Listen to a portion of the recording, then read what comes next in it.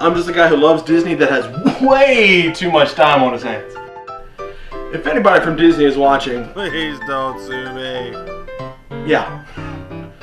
I'm here to rate, review, and describe all of your favorite things from the magical world of Disney.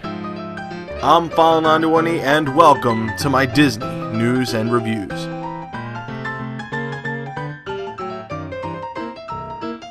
Hello everyone and welcome to this week's Disney News and Reviews. I'm File91e and I got another package in the mail this week. This time is from, it wasn't from Mona, it was from my good friend Asol1524.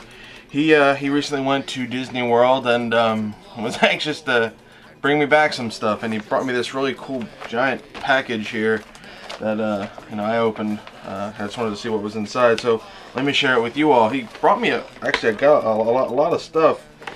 I told him I love free stuff, free stuff, park maps, just random stuff that's free at Disney World, wherever it is. So he brought me some Disney shampoo and conditioner. He brought me a couple of Disney park napkins, Disney park plate, a couple of bags, a small bag and a big bag, which is great. Some facial soap, an awesome Disney World Resorts pen, and a couple of pins here. But I want to show you the guides here. I mean, he really did a good job with them. I mean, got me the times guides and the park maps. So, I mean, look at that. Look at that stuff. That's awesome.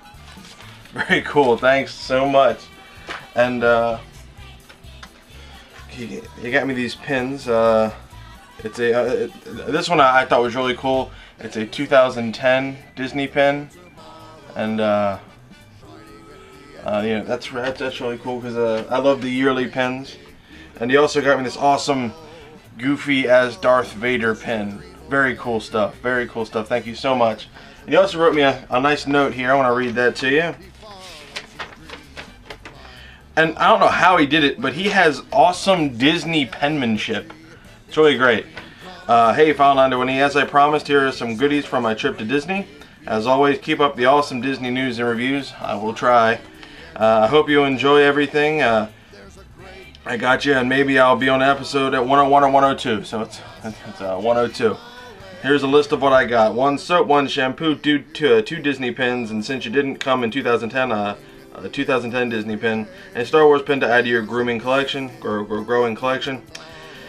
Maps, 2 napkins, 1 plate, 1 pen, 2 bags, a bigger one and a smaller one. As much free stuff as possible. Yes, you did. You crammed as much free stuff possible, I guess, in your suitcase as you could. Your pal, Andrew. So thanks so much. He actually has a really cool channel where he does a lot of DVD unboxings and reviews. I checked that out. It's DVD Andrew. I'll post a link somewhere. So check that out. Really good friend of mine. So again, thanks so much. For being so generous with everything there. You didn't have to, but I'm kind of glad you did. Anyway, let's get right to the news. This past week, Disney announced that the new theme for Disney World will be "Let the Memories Begin." The current What Will You Celebrate campaign will be phased out from today, and the full in-park presence of the new campaign will begin in January 2011. Construction is now visibly underway at the Kilimanjaro Safaris for Disney's Animal Kingdom's new Savannah trekking experience coming later this year. That was a long sentence. The first visible work is on the right side as you head into the Hippo area. Markers are positioned along the cliff edge, which is speculated to be the location for one of the more adventurous parts of the trek, where safety harnesses will be used to pass along the edge of the cliff, meaning you're going to be climbing. The second construction area is walled off. It's a large walled off area close to the elephant area. Hopefully no elephants decide to go stampeding. That would not be good. New information on Star Tours 2 was given in a new post on the official Disney blog by Tom Fitzgerald. Some of the changes are the storyline is now set between the 2 Star Wars trilogies, so essentially it's Star Wars Episode 3.5. The Starspeeder 3000 is now replaced by the Starspeeder 1000 because of the earlier time setting. The Starspeeder 1000 is now piloted by a new character called Ace, who is model AC-38. A new spokesbot droid called Ali Sansan, voiced by Allison Janney, will be greeting guests in the Star Tours Terminal Q area. And finally, the Astro Orbiter in the Magic Kingdom will be closing for a short refurbishment in December, from December 5th to December 9th. Yeah, so hope that doesn't really damage your time down there at Disney World. So yeah, let's get right to the reviews. Alright, ladies and germs, I'm continuing with my Extinct Magic Kingdom ride and attraction reviews. So the first thing I want to review is the Diamond Horseshoe Revue. The Diamond Horseshoe Revue opened in 1971 with the opening of the Magic Kingdom and was brought over from Disneyland.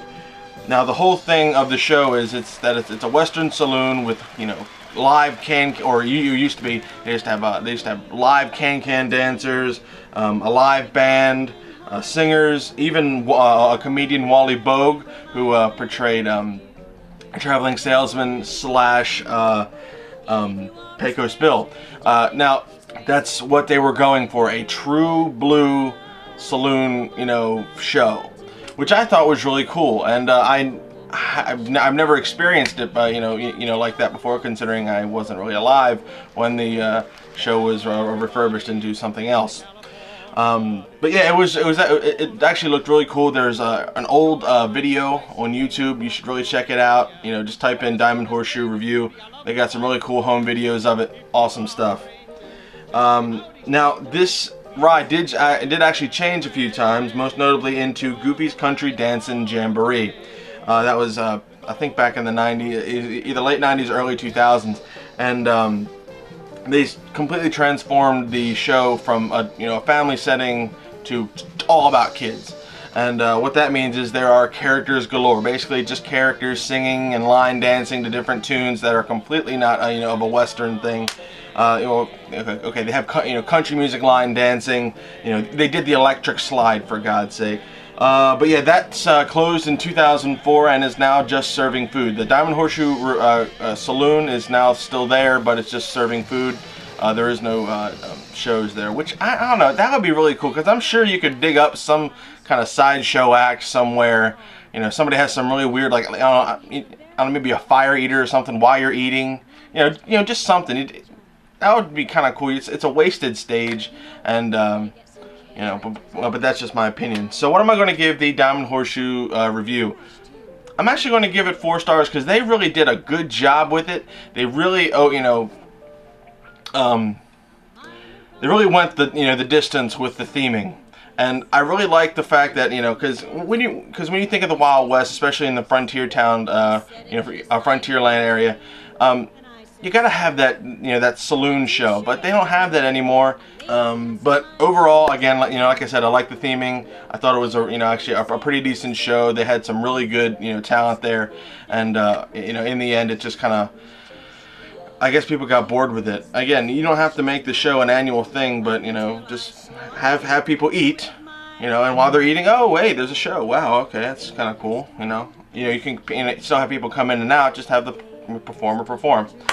But that's just my opinion. So yeah, the Diamond Horseshoe Revue, 4 stars. Okay, and the next thing I want to review is the 20,000 Leagues Under the Sea Submarine Voyage.